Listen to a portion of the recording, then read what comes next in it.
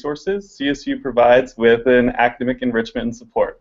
As students, you all have different goals and aspirations, and you'll take different paths to meet those goals. We want you to know that along this path, we have programs and resources that support you when you need it, and also enrich your academic experience when you're looking for a challenge. We encourage you to ask questions surrounding this topic, but please feel free to ask any questions you have about CSU.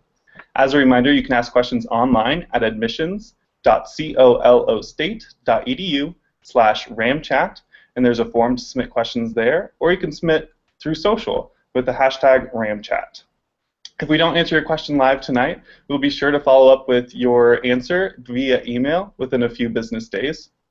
Now, my name is Cody Dozier. Again, I want to welcome you to this RamChat. I'll be moderating tonight's chat. My background, I am an admissions counselor here at CSU. I mainly deal with territories all east of Colorado, but I was actually a student at CSU studying business marketing. I have a great panel of guests today to help you through these questions surrounding academic enrichment and support, and so I'm going to let them share a little bit about themselves, kind of their name and their role on campus today. So if you want to go ahead and take it away. Hi, my name is Diane Burton. I'm the Assistant Director for the University Honors Program, and I am primarily responsible for advising honor students and for recruiting and retaining honor students. And my name is Elliot Cooper. I am an Academic Success Coordinator, which is kind of a fancy way to say academic advisor here at Colorado State University. I work in a department called CASA, which stands for Center for Advising and Student Achievement. I work with undeclared students, undecided students, students that are attempting to gain entry into competitive majors, and I also am an instructor for one of our living learning communities here at Colorado State University called Key Explore, which is a 3-credit class designed for incoming freshmen to explore interests and values and majors and all that good stuff. And I'm Madison Bender. I'm a third-year student here at CSU, majoring in business marketing and management. I am also in the honors program, and this is my second year as a resident assistant. And hi everyone, my name is Alexandra. I'm also a third-year student studying biology on the pre-med route, and I'm also involved in the honors program, and we both studied abroad, so if anybody has any questions about that, we can chat about that. All right, awesome. Well, it looks like we have a good panel for you all today. So we actually have our first question. This comes from Lizzie, and I'm going to head this over to Diane. The question is, what is required on the honors application? All right, on the application we'll ask you to talk a little bit about yourself. We're looking for fit students that are looking to challenge themselves at the university level and want to become part of a community of supporting students who share the same goals and the same philosophy. So we're looking for highly motivated students. We'll ask you questions about what sorts of activities you were involved with in high school and why you want to participate in the honors program at CSU. We also have a challenge or a question on this year's application that asks you about a time where you felt challenged and how you dealt with that. Great, thank you. All right, so our second one is from Deshawn. It says, if I came in undeclared, will it be hard? Will it hurt my chances of graduating in 4 years? I guess I'll take that one. That's a great question. The honest answer is most likely not. Several programs at CSU, namely all of the degrees within the College of Engineering, are traditionally longer than 4 years anyways and have sequenced classes. So those are the ones where we traditionally tell students it's going to be a little bit harder to get through in 4 years. Besides that, most degrees at CSU have elective space. So as you're searching around, trying to figure out what's going to be the best fit, or trying to meet some of those competitive entrance requirements, it's very likely that you will still graduate on time. Great, thanks, Elliot. So I'm going to send this one to our students. Are professors willing to help you outside of the classroom? Absolutely. For every hour in class that a professor actually lectures, they're required to have an hour outside of that called open office hours, where you can walk in without an appointment. You don't even have to be on a first-name basis. Just be like, I have no idea what's going on. Is this homework problem even written in English? I don't know. And the nice thing is that they genuinely do care about you, and they want to invest the energy to you one-on-one, no matter how large a class size is. They genuinely do.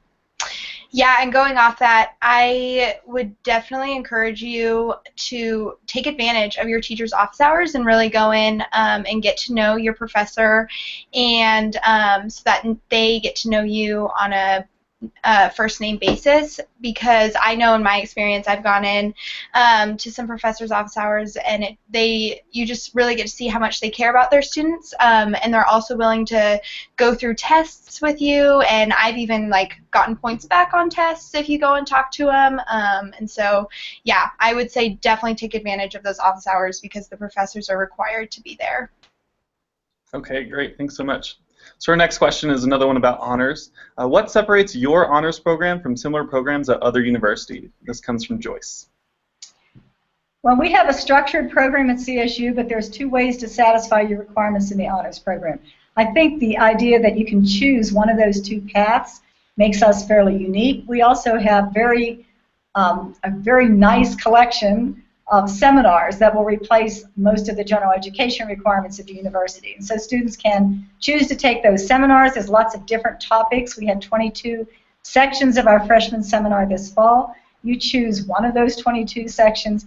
You'll take 5 seminars total in the 4 years that you're at CSU, and that will satisfy all of your general education requirements with the exception of math, science, and the additional 300 level, junior level writing class. So I think the replacement of general education requirements with the honors seminars is a fairly unique aspect of our program. Also, we do have a mandatory thesis for students who are planning to go on to do research programs after graduation, or just want to set themselves apart from other applicants for jobs when they graduate.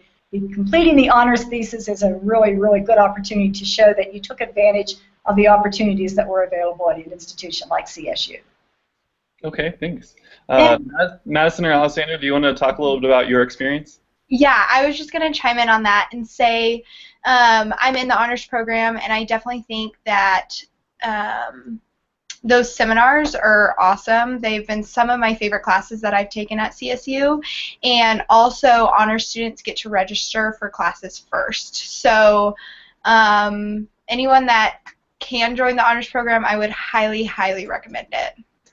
I really love, especially being a science major, my classes you kind of start to see the same people, and it's kind of the same like-mindedness. But your honor seminars, you really get to sit across a lot of different minds on campus, which is cool. So we get to talk about real-world issues, sitting across from finance majors or dance majors or someone who's in the band, which is a super neat experience. I think I get more out of my education just from sitting in those seminars than I do constructing sentences in other classes. So I really like my seminars for that reason. And going off that really quickly, if you do join the honors program, there's honors residence halls, and my freshman year I actually lived on a honors floor in Edwards Hall, and I think it's a really cool opportunity because you get to live with people who are like-minded and care about their academics, and yeah, I just think it's a great opportunity to surround yourself with people who really take their academics seriously. Okay, great, thanks. So this one, maybe I'll pass off to Elliot as an academic advisor. The question is from Bryson saying, seeing as CSU doesn't offer a renewable energy-based degree, what are similar pathways I could take that CSU offers? Yeah, that's a great question. The renewable energy fields are hard to qualify with a bachelor level degree.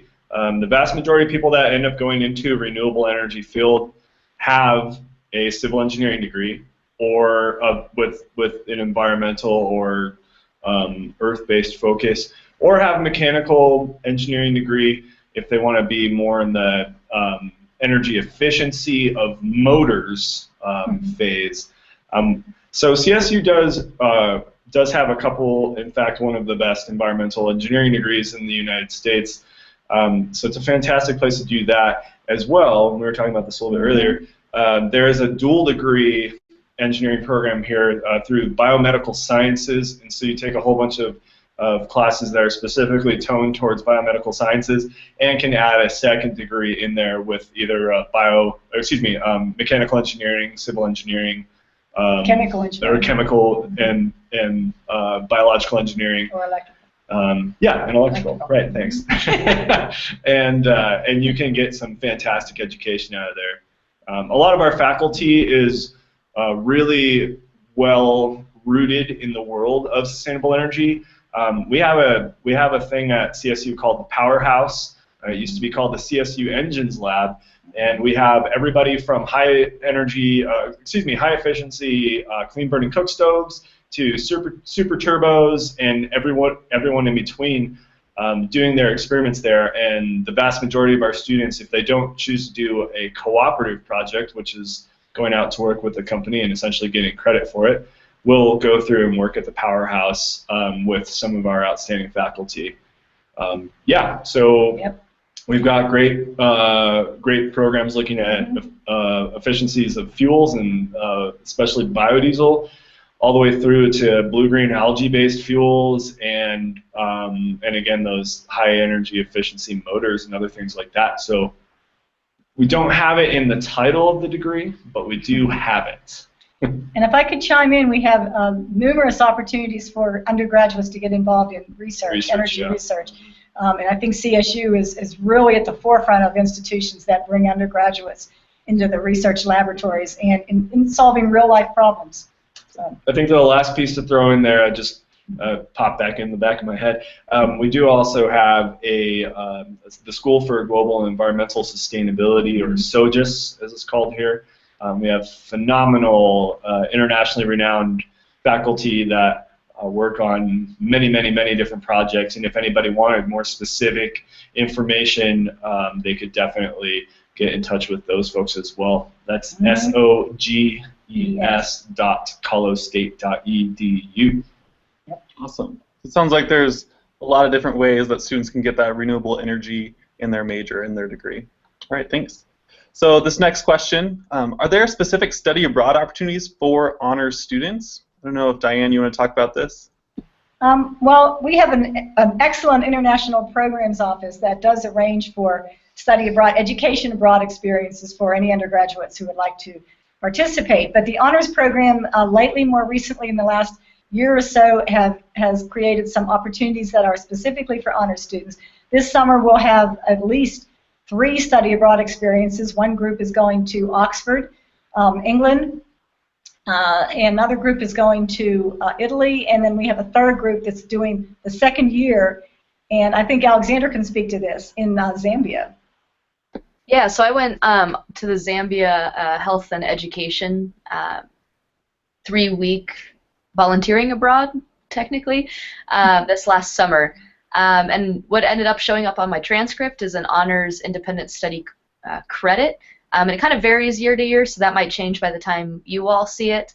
But it was a really neat experience where the academic, other than volunteering, where the academic piece came into was writing a 30-page narrative on our experience there, which we're actually publishing as a group. So myself and I believe another 8 students have their work published in this small little book thing. Which will be printing soon. So that's really exciting. And that's such a cool thing to have on my transcript. Not only do I get to talk about it in future interviews with future either employers or hopefully med school, fingers crossed, about that, but I also get to actually show it physically on my transcript that I did work on top of just volunteering and working in clinics and things like that. And if I could add something to that, we do have a student this year who is using that Zambia experience as the basis for her honors undergraduate thesis as well. So it can turn into more than just a study abroad or a summer abroad volunteer experience, but it can end up being the beginning of something that's really meaningful in terms of student development. Great, thank you so much. All right, our next question comes from Brenda, and I think I'll take this one. The question is, what are the dining options for students with special dietary needs, such as vegetarian or vegan? And so, Brenda, we have a lot of different options. We have 6 different dining centers here on campus, and each of them have options for students who are vegetarian or vegan. We also have options for students who are gluten-free or have other dietary restrictions. So they're clearly labeled. They're going to be separate from the other foods. There's no contamination. So there's definitely a lot of options for you to have when you're looking for what you want to eat out there. Students, any things in your experience as far as the dining halls, just in general? So being an out-of-state student, I really appreciate Colorado for it being like a healthy state to live in, and not only live in but also eat in. And I think that's really well represented in the dining halls for the reasons that Cody just mentioned. But on top of that, they offer a lot of variety. Like there's always a salad bar, there's always some sort of fish option if you want. So if you're kind of picky like me, it actually works out really well in your favor. But maybe you want to speak to it? Yeah, this is my 3rd year in the dining halls. And yeah, I do not get tired of it. There's a lot of variety within each dining hall and then across the 6 dining halls. And each dining center is kind of known for something that they do best. And so, yeah, I know there's many evenings that I'll travel around to different dining halls and try them out. And it's really fun going like with your entire floor. We have like family dinners that you just get to go. So if it's sushi night at Braden, or if it's hibachi style grill at AV, which, sorry to use acronyms, you guys will all know that whenever you see CSU. Yeah, it's a good time. Awesome. You're making me hungry for sure. So this question just came in from Kat, who's watching, and they asked, are you accepted into the honors program based upon your application to CSU, or is it a separate application to the honors program? It's a separate application to the honors program. So after you're admitted to CSU, we will send students that meet our, more or less, our criteria, an invitation to apply.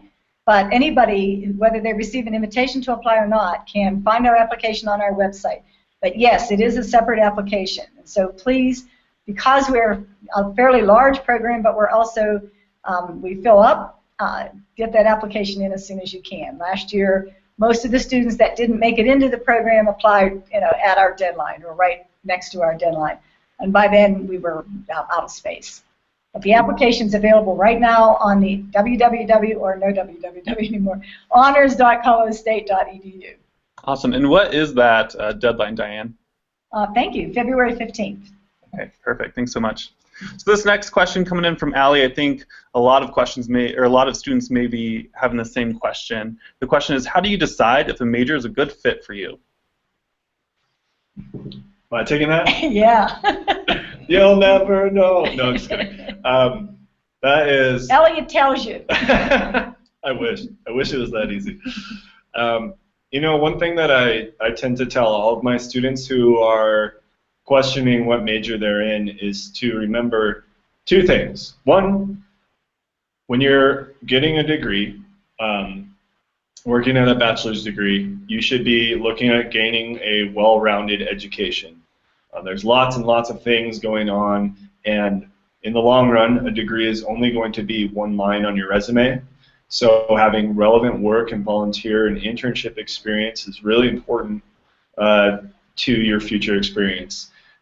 Piece 2 of that is, again, you have flexibility here at CSU to explore around. So you might as well try out a whole bunch of different things and see how they go. You have anything else to add to that? Well, I don't feel too much pressure to choose to land in a major right away. You can wait until, basically, unless you're engineering, you're a sophomore year and still manage to finish on time. But I think for a lot of students, the pressure they place on themselves to choose a major might be, counterproductive if that's not exactly the right choice. And you'll find a lot of things that you can major in here, on here at CSU that you've never heard of before you came to CSU. So we have 160 different majors and concentrations. With concentrations. So lots of choices. I think it's also good to throw in there, too, that you're not alone. A third of your incoming class is going to be undeclared. So another third will change their major anyway. Exactly. So by the time your cohort graduates from college, half of you will have either changed your major or been undeclared at some point in there. So don't you worry. And we have lots of good support to help you out. The people that work at the Career Center are really fantastic. And so we have a great space for you to go in and try out a whole bunch of different things. And obviously we have an entire team of undeclared advisors as well. So we're literally here to talk to you about any of that stuff. And if anyone wants, I believe you're going to get our contact information. And I'm always happy to talk with any incoming prospective students. And let's hear from our students. Did you change your major, or is this the original major that you started in? You can go ahead. So I was just actually, yeah, I wanted to add on to that. For me as a student, I think the like aha moments for me were kind of when I could nerd out with the person sitting next to me, which I thought was like a really cool experience. Like the older I get, the more passionate I really think students are in the classroom about what they're studying, which I think is a really good indicator about, wow, cool, I'm in the right spot, I feel comfortable here. And I really encourage even my friends still to today, even in their junior year, if they don't love what they're doing, take a second and figure it out. Like, go pick something else. You definitely don't want to waste your time or your money, just kind of floating in whatever major. It'll click. It'll feel good. Whenever the professor says something to you and you're like, oh, wow, that's really cool that works like that. Cool. Yeah, I definitely agree with what she has to say.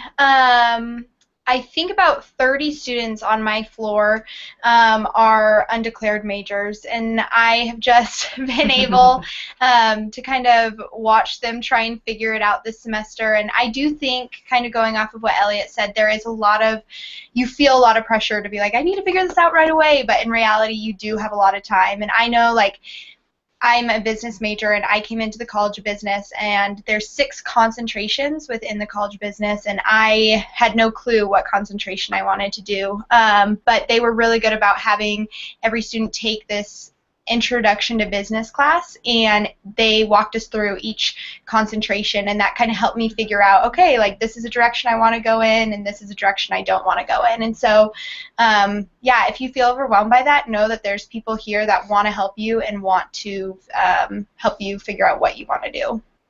Awesome.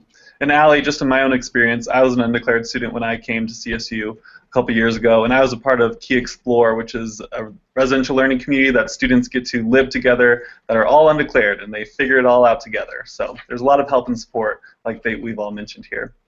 Now, this next question, I'm going to send it back to Madison as an RA right now, a resident assistant. The student is asking, are there study spaces in the dorms, and do students use them? Yes, great question. There are study spaces in the residence halls. On each floor, there are study rooms. In every building, they're set up a little bit differently, but definitely in every building there's study rooms. And I know in Edwards Hall, which is where I was an RA last year, there was a big basement with a bunch of like individual study rooms. And then this year in Braden, there's a study room on each floor. And on each like north and south wing of the building. And every time I walk by, there are students in them, whether they're studying or watching movies. The study rooms are definitely taken advantage of, and they're a great place to study. I think the biggest advantage is during finals week when most of the upperclassmen are kind of in the library and you still need a space to go. And you need to like get out of your room to get stuff done. At least that was my case. But then also Laurel Village has a lot of cool study space in there. So even if you have some friends who are in there, if you decide to live in Laurel Village yourself, the walls are like painted that white thing that's really cool now, where you can like expo marker it. And if you just walk in there, you'll see like everything from like double integrals to anatomy bones. It's a cool space. Like it makes you want to learn even in just being in those spaces, which is cool. So yeah. Great. So we've touched a little bit on the honors seminars and everything that goes along with the honors program, but Jay wants to know how much additional work is required by the honors program? Well, I'd like to kick this back to our students because they're actually in it. We don't think that there's additional work necessarily as just different kinds of work. The seminars require that you be prepared. If you're a procrastinator, that's not a really great idea. The professor says every Wednesday, on Wednesday we're going to talk about this article that you're going to read before Wednesday. You need to read the article. But I think it's a different kind of classroom environment. The classroom environment is more challenging because your peers are smart and they're on their game for the most part. But let's kick that back to Madison and Alexandra and see what they have to say about this. Yeah, I agree with Diane on that. It is a different type of learning. I think one of the reasons the seminars were some of my favorite classes here at CSU is because it's a much smaller class size. So it's typically about 20 students, and it's very much discussion-based, and you're graded a lot on participation and how much you bring to the space. And then there's also some reading assignments you have to do, some papers typically. I feel like in general with the honor seminars there aren't usually tests, and then there's typically like a speech at the end. So I wouldn't say it's more work, it's just a different type of work, like what Diane was saying. I think it's pretty equivalent to AP and IB credits, if anybody's familiar with that. I had a lot of AP credits, or I took a lot of AP classes in high school, and I felt like it was kind of the same pace, same like-minded students in there. So I love it. I recommend it. Yeah. Okay, great, thanks. So I'm going to send this one to Elliot first. If I am struggling in class, what kind of help can I get? This is from Nolan. Yes. Man, what a question. There's all kinds of things. I mean, honestly, I think that we touched on a really important thing that isn't utilized as much as it could be earlier when we're talking about going to see professors in their office hours. A lot of times, studying for a test or getting a paper ready, you think that you have it down and you know everything that needs to be in it, and or everything that's going to be on the test. And then you get to the test and you see something completely different, or you turn your paper in and you get it back and it's been absolutely shredded because you missed some important piece of content. So going and talking with your professors at CSU is a really great opportunity. Professors are really excited to see you. Now, in more structured fashion as well, many individual departments have their own tutoring processes. And also we have, my office is actually in a building that's called TILT, which stands for the Institute for Learning and Teaching. And we have over 120 hours, I believe, of tutoring every week for about 30 arts and science and math classes. So everything from micro and macroeconomics all the way through Spanish and calculus and everything in between. And that's free, and that happens every school night, if you will, from 5 until 10 p.m. It's a really fantastic study space and all kinds of tutors that are ready to be there to help you. Additionally, we have workshops that happen year-round, looking at procrastination, how to take tests, be a better test taker, Time management. Yeah, and everything in between as well. So those are a couple of resources. What am I missing? Well, I think the study groups that you form with students on your floor and in your classes can be invaluable. So a lot of our students will get together in the evenings or on weekends, hopefully not on weekends, but in the evenings to talk about do test preparation or talk about what they covered in class. And so some of the students that get it more quickly can serve as mentors to students that are struggling with particular areas of their courses. So I think it really is a community kind of based thing. We have formal programs at CSU where students can ask for help, but I think students often find the best help from the students on their floor and in their classes. I wanted to tack on onto that too. For me, I have a really busy schedule, so sometimes I can't even make those office hours. So I love being able to be comfortable enough to email my professor and be like, what's going on?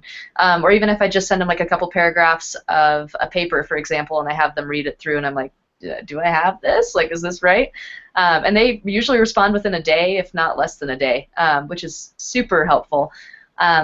That, and number two, for classes where there are a lot of students in the class, if there are multiple classes or if it's a larger class size, like for example my anatomy course, especially before an exam, you'll see everyone in the library on the whiteboards getting stuff done. And I can't tell you the number of times where I've been like, wow, I can't remember that one word, and I just leave my stuff for a second, take a lap around the floor, and I'll run into one of my classmates and be like, just really quick, I have just one quick question, can you help me out? And everybody's really willing to contribute and work together, which is really comforting. Yeah, I agree. I think getting to know the people in your classes is super beneficial to being able to create study groups and be able to help each other out.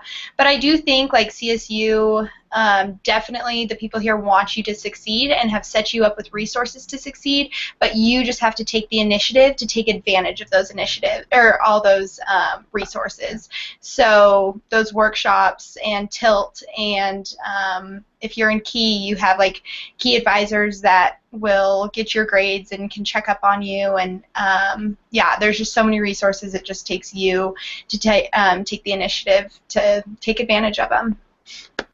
Great. All right. So our next question, I'm going to send it back to Madison and Alexandra. This is coming from Lillian. She's asking, what are the residential halls like? Are there different styles of rooms?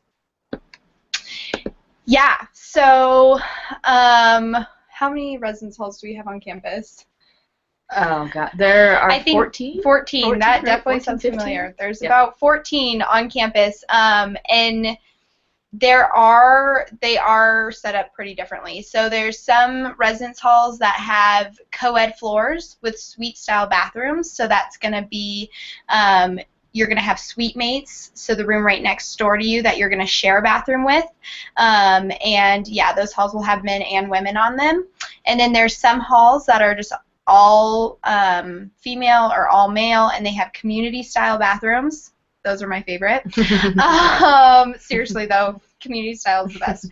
And then also in Academic Village, there's rooms with their own bathrooms. So, and then there's the towers that have co-ed halls and community bathrooms. So there's all different types of living styles, and you can decide which one you like best. But yeah, I would say freshman year you come in, and I think that typically like residence halls are kind of like frowned upon, or people are like, oh, they're kind of lame, but I absolutely love the residence halls, and my friend and I talk about all the time the fun that we've had in the residence halls, and just it's like you're living in a hotel, like you're living on a floor with all your best friends, and yeah, it's just so fun, and you create such great memories, and the convenience of living on campus is just so nice. My friends who live off campus are like, wow, we're so jealous of you living on campus. Like, going home in between classes is just such a foreign idea to them now that they're living off campus. So yeah, definitely eat it up freshman year. It's a great experience. You learn so much. It's so fun. And yeah, I think there's something really cool about just everyone going through the same big change in life of going from high school to college and being able to grow together and just yeah, have a great time. If you want any of the like layouts and you want to have a video walkthrough outside of even visiting campus, or you're just sitting at home at the computer, go to the Housing and Dining website, Housing and Dining Services website, and they have either video walkthroughs of all of the halls or 3D layouts, so it gives you those numerics if you'd like. That's housing.colostate.edu. Nice tag on. And some halls too have been remodeled recently, so they have like 7 different styles within the entire building, which is cool. So there's a lot of variety on campus, and whenever you're accepted to CSU, you'll get like a packet in the mail that'll give you the next steps, and we'll walk you through the entire process, and you can really customize it however you'd like. So it's really ultimately up to you and whatever your budget looks like too. Okay, thank you. So this one is, I'm going to send it to Elliot. This is from Natalie. She's asking, how easy is it to double or dual major? I have equal passions in English education and journalism. Oh, that's so funny. My last appointment today is with one of my students who is a double major in journalism and English education. I'm totally serious. It's totally doable. The biggest trick with an education component, though, is that education classes are very specific, and they have to happen at exactly the right moments, or else you will not get licensure in time and do your student teaching and all those pieces. In fact, the very last semester of your collegiate career in an education degree, at least in the state of Colorado, is going to be student teaching. So that's a great individualized question. Again, I would be happy to answer that by email. Or if you wanted to set up a meeting with either the journalism or English advisors, they would be happy to walk you through those components as well. But long and short, it's not going to be that hard. Okay, great. Also, all students have an admissions counselor who kind of oversees them through this application process. So if you do have questions about what major you may want to go into, or is double major possible, we'd be happy to answer those questions. And you can find our contact information at admissions.colostate.edu. Now this next question is coming from Garrett, and he's saying, can you describe your financial aid services, and are there scholarships based on major? So I'm going to go ahead and take this one. We do offer a lot of different scholarships. We have scholarships that are based on merit, so GPA, test score, and your application in general at CSU. We also have scholarships for need-based. That's based through the FAFSA, the Free Application for Federal Student Aid, and also other scholarships like the Honors Program. We also offer loans and some other additional types of money based upon your major through the Colorado State University Scholarship Application. Now, there's a lot to financial aid. Each student has their own individual situation, so I'm going to have all those people who are thinking about financial aid questions, first off, to go to our Student Financial Services website, which is sfs.colostate.edu. On there you can find the breakdown of the different types of aid, what they all mean, and then also you can find their contact information on that same website. And again, it's sfs.colostate.edu. Now right now, just to let you all know again, we're doing RamChat. We're talking about support and enrichment. So if you have any questions, please keep sending them to us. You can hashtag RamChat on all of our social media accounts, or again, you can send them to us through our online website. Now this next question is coming from Lillian. She's asking, can you describe the type of student who goes to CSU? So students, do you want to take this one? Alex first. Let's go there. Cody, do you mind repeating that? Sorry. Yeah, definitely. So can you describe the type of student who goes to CSU? Oh, the coolest. No, honestly, there's such a big dynamic here, and there's a lot of different people here, which I really appreciate. And even though it's about 30,000 people on campus at any given time, it still feels like home at the same time, which is a pretty cool community to be a part of. Everybody just seems really accepting, really open, and they're honestly really passionate about whatever they're doing, whether it be in the classroom or through extracurriculars in some way, shape, or form. But they're not in your face about it, which I really appreciate. Like, they're just like, hey, this is a really cool thing that I'm doing. You want to come do it with me? I'll help you out. Which is a really, I've met my best friends here. I don't have anything else other than to say to that. Yeah, I would say I don't know if there's like a specific type of student that comes to CSU. That's actually something that I was looking for in a college, was diversity, and just having students from all different backgrounds and all different areas of life and all over the U.S. And I've definitely found that here at CSU. I think it's cool because it's, all different types of people, but the fact that we all go to CSU and we're all Rams, it's one common denominator that unites us all. And so we do have all that in common, and there is a lot of spirit that does come from that. So there's this thing that you'll learn during Ram Welcome, which is the weekend right before classes begin. It's kind of like a giant initiation for all incoming students, which is a lot of fun. But they'll teach you like Rams help Rams, and even as juniors, like, our friends like talk about that still. Like, we still say that, not even like just casually. Like, we really mean it. Yeah. Which is fun. It's like a Ram family, which is what we call it, or a Ramly. Yeah. Which is a lot of fun. I think that really just kind of attests to what CSU stands for, and what we have to offer here. I study with a guy from Kuwait, and he's an engineering student. I mean, like, when else are you ever going to meet someone from Kuwait in the library? So, I don't know. There's a lot of variety here for sure. Yeah, and like I said before, I think it's just a cool opportunity that brings a lot of different people together, but we're all going through this huge change and uncertainty, and I think that's something that's so cool about your first weekend here at CSU is you're all trying to make friends, and that just really brings you together with people. I know I'm friends with people who in high school I would have been like, oh, I never would have been friends with that person, but I think that's what's cool about college. Yeah. Awesome. Thank you so much. All right, so the financial services, so I'll take it. But Ramsey is asking, I'm an out-of-state student and wondering how WUI is awarded. For those of you that don't know, WUI stands for the Western Undergraduate Exchange, and it's a partnership with states that are kind of west of the Dakotas, including the Dakotas. So to qualify for this, you have to be from a WUI state, and at CSU, it's a merit-based scholarship. So you are considered automatically by being a WUI state, living in a WUI state, but you have to have a specific GPA and test score to receive the award. And again, I'm going to send you all to the sfs.colorado.state.edu website in order to find out what specific criteria it is for that merit-based scholarships. Now this next question, maybe Diane, you can talk about it, but does the honors program cost more money? This is from Theo. That's an excellent question. I know some honors programs in the United States do charge students to participate. Ours does not, so there's no extra cost to participate. In fact, we do have an honors scholarship for students who are admitted as incoming freshmen.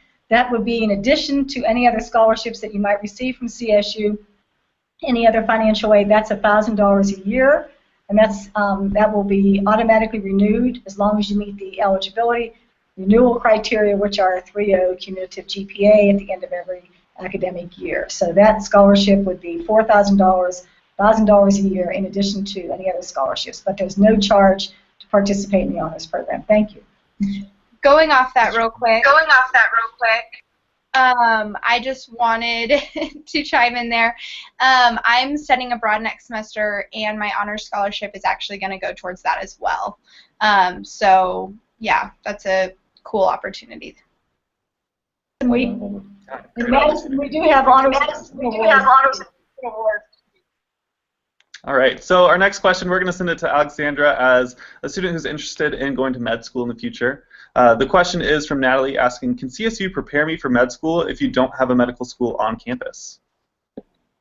Yes, because if it didn't, I would be really out of luck, for sure.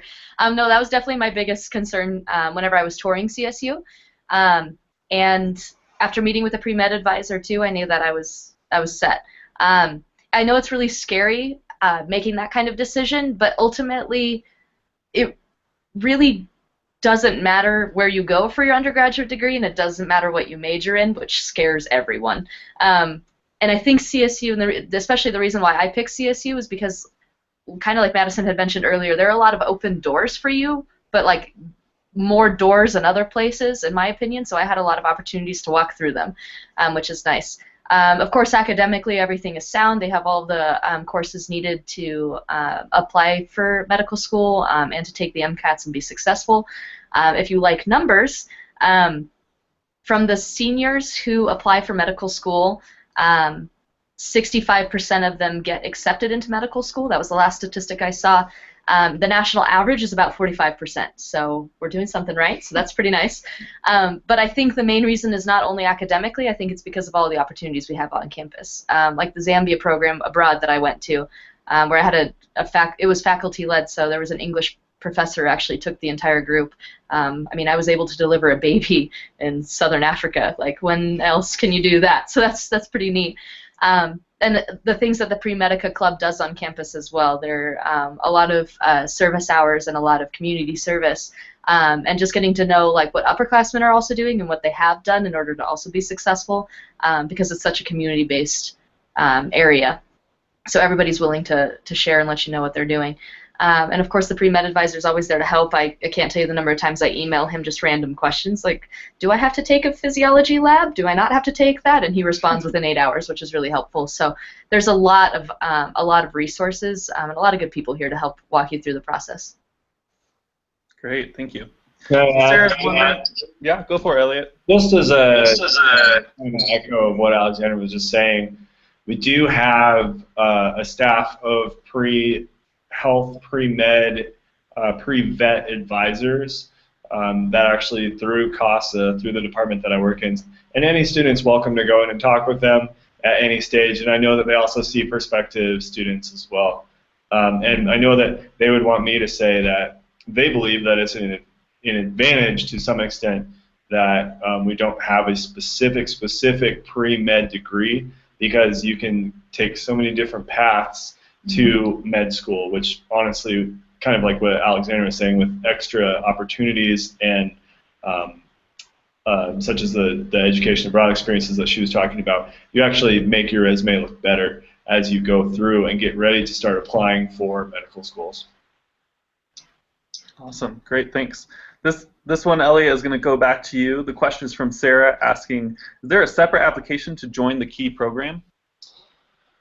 Why, yes, there is, and that's something that any and all undeclared students will get. The kind of the trick to it, I suppose, is that you do need to be an undeclared student and to go into KEY. To go into KEY Explore.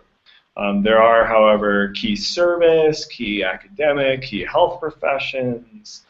There's a KEY that's called Global Village. There are a whole bunch of different programs, and if you want to, you're more than welcome. Just like for health professions, if you have any questions about that stuff, you can hop on over to our website, which is www.casa.colostate.edu, and you'll catch some nice big buttons, and you can click on all of that stuff.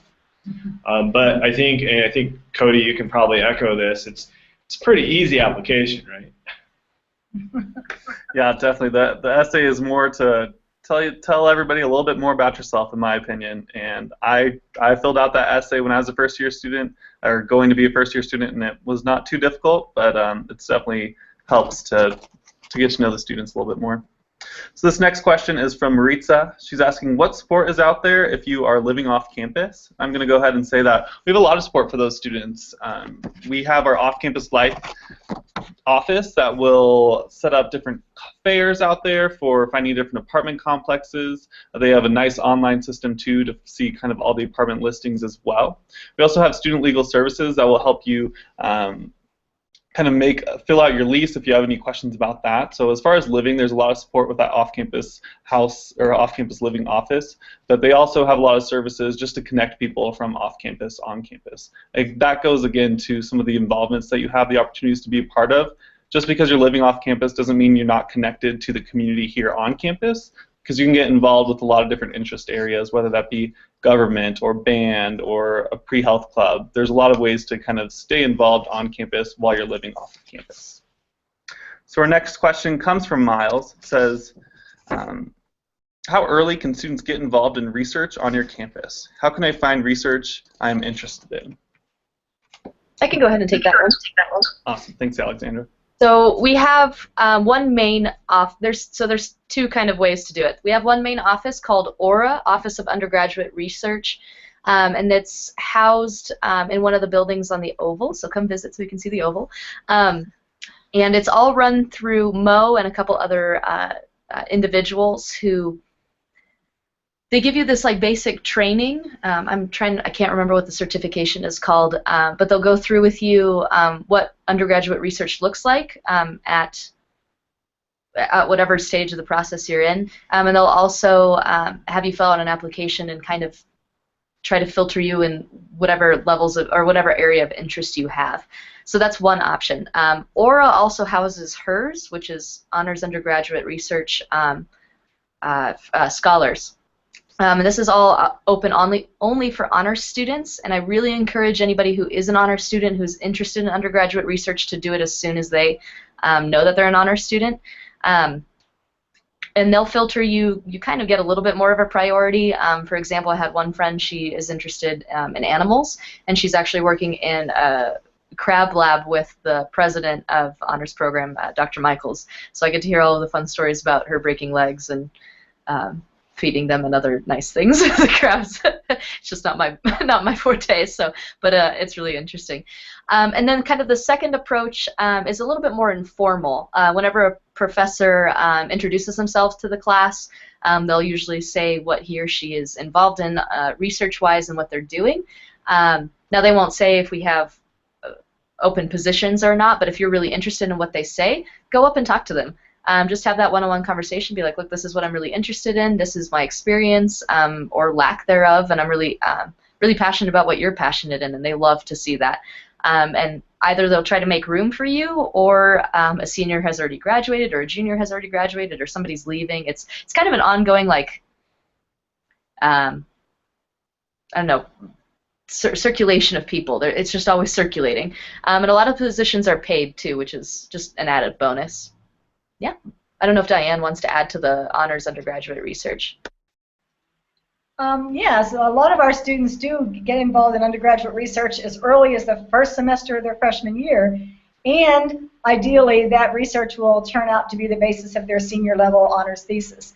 My son was involved in research when he was an undergraduate at CSU and then left the university and is now doing a fellowship, a postgraduate fellowship at the NIH, National Institutes of Health in Washington. So I think having undergraduate research got him that position. He wouldn't have gotten in there if he hadn't done research as an undergraduate. So it's a great opportunity for students. Most of the faculty on campus welcome students in their labs. Actually, you're looking for students. We get a lot of requests, and we work through the Aura office as well to recommend students that we think would be good fits for research positions. And students, again, like Alexandra said, can find some of these on their own as well. But really very supportive of undergraduate research. A lot of our students, a lot of honor students, realize that that's a very important facet of their undergraduate education and choose to participate in that early, very early. Thank you. Thank you. Great. And Diane, another question for you from Jackie. Do honor students all live together, or do they have to live together? We force them to live together. No, they don't. Honor students can choose to live in one of the honors residential learning communities. Our building in the academic village, the honors building, is restricted to honors freshmen or honors RAs, who are sophomores, juniors, or seniors. We also have a floor in Aspen Hall, which is also in the academic village, and 3 floors in Edwards Hall. Edwards is a traditional residence hall, so bathroom down the hall. But honors students live in every single residence hall on campus and live at home if they have family in the Fort Collins, Loveland, Windsor, Greeley area. And then, but we don't require that they live with us. We recommend that they do. It's a good experience for them, and it helps them integrate into the honors community more thoroughly. But they can choose to live in key academic communities or the key learning communities or any other residence halls on campus, including the newer residence halls in Laurel Village. Okay, great. Thanks, Diane. Oh, So well, this next question's coming from Jose. And he's wondering, I'm an out-of-state student and nervous about meeting new people. How did you meet people at the beginning of school? So I'm not sure if some of our students want to answer that first. Well, I'm an out-of-state student. Granted, I'm only 45 minutes away, but I'm still an out-of-state student.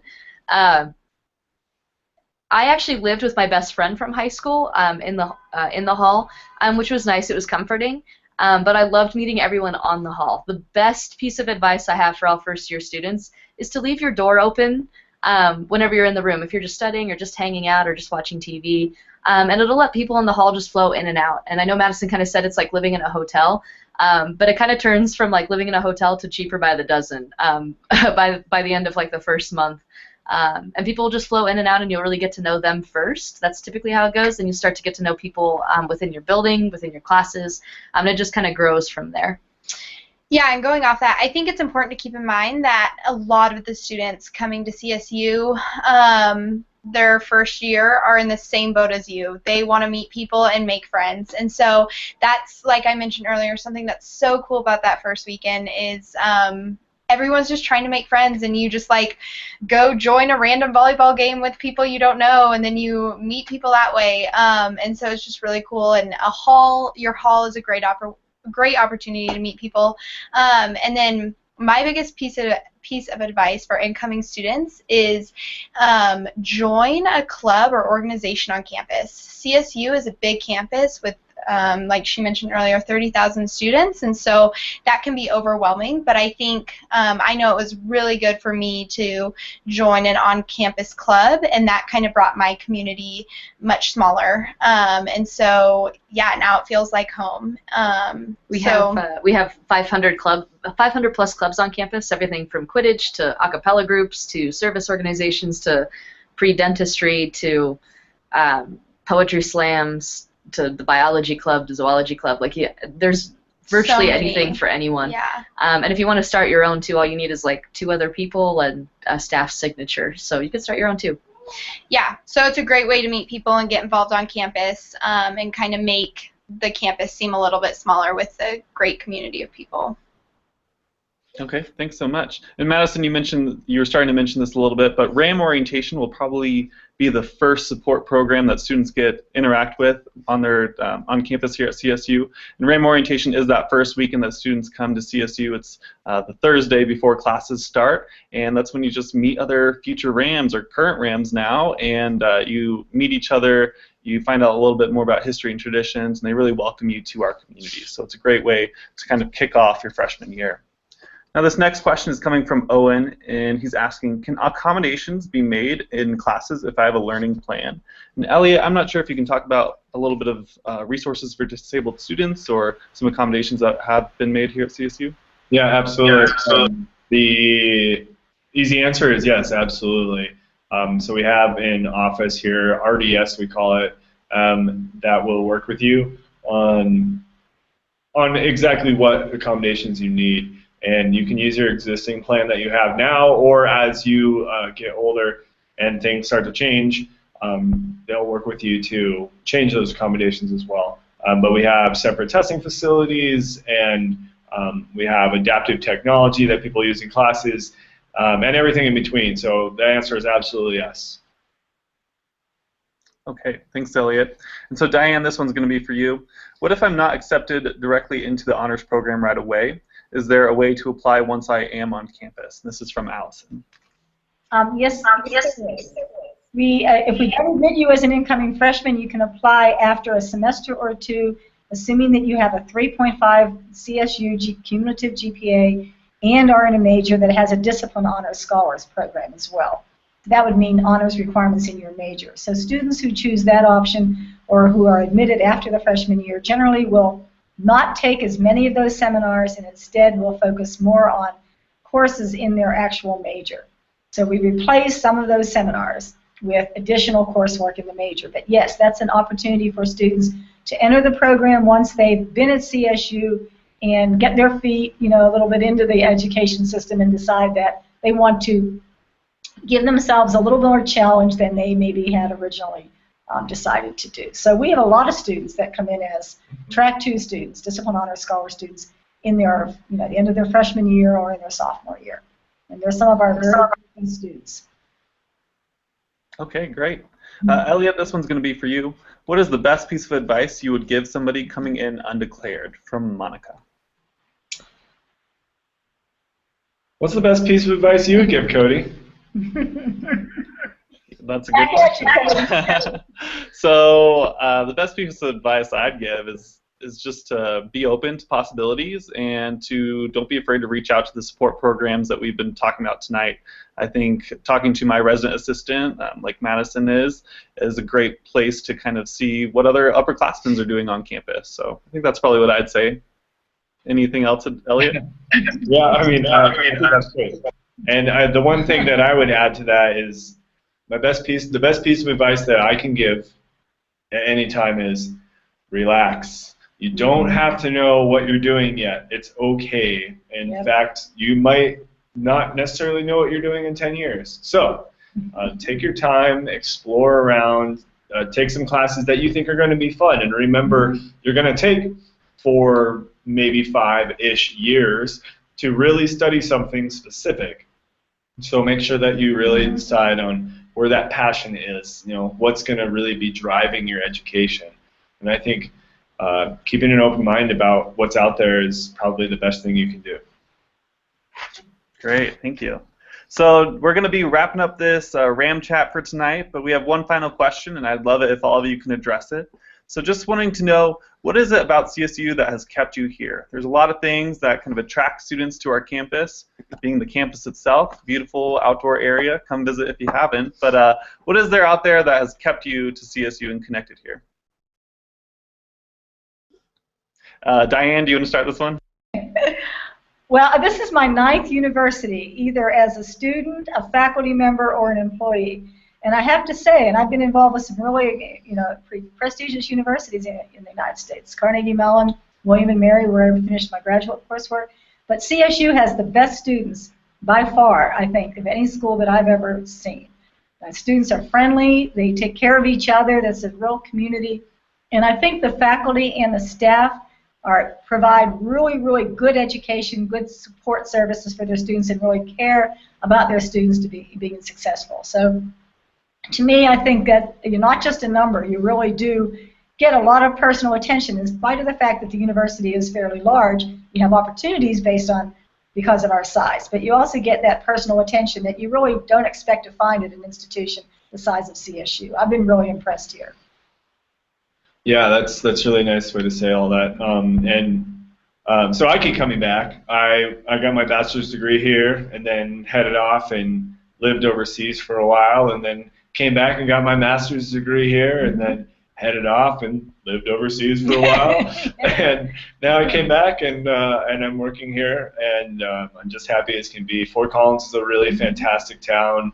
I'm an avid bicyclist, and so is Diane, actually. Yeah. And so it's a great place to ride your bike and to get out into the foothills, and it's great for that stuff. And the community that Colorado State University really has is extremely friendly and open and good. Yeah. So I keep coming back because of that, and the Oval, hanging out in the trees. So. Yeah. Our turn. Yeah. I would say for me, it's definitely the people that I've met here at CSU. Yeah, I just think it doesn't matter what we're doing as long as it's with the people that I love and have fun with. And so I've just really enjoyed the people that I've met here and the community I've created and the friends that I have, and I wouldn't trade it for anything. And then I would also say the town of Fort Collins, where CSU is located so close to Old Town, is just awesome, because you can just walk into Old Town and get off campus, and it's just so great, so great. I think I'm kind of bouncing off of what Elliot said too, about Fort Collins.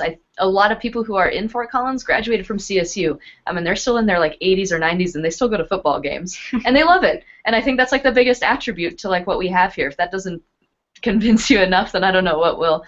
And I also think that people who come from any different state and they're on campus even just for 2 hours, they still get a different feel here. They really do feel like, oh, there's something going on that I need to be a part of, which is just a super neat experience.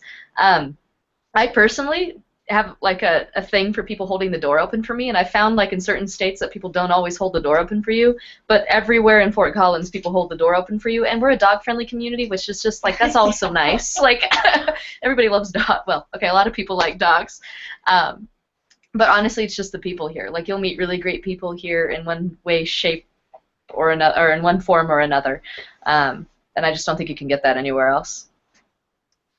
All right. Well, on that note, we're going to wrap up our RamChat tonight, focusing on support and enrichment. I just want to say thank you for tuning in. Thank you to those, especially who sent some questions in. Just thank you for being here tonight. If you did ask a question and it wasn't answered here on the RamChat, we'll be in contact with you via email within a couple of business days. Now, just be on the lookout for some RamChats in the future, focusing on some other different question areas. Have a great night. If you have any questions, please reach out to our office. You can find our contact information at admissions.colostate.edu. But have a great night. Thanks for tuning in, and go Rams.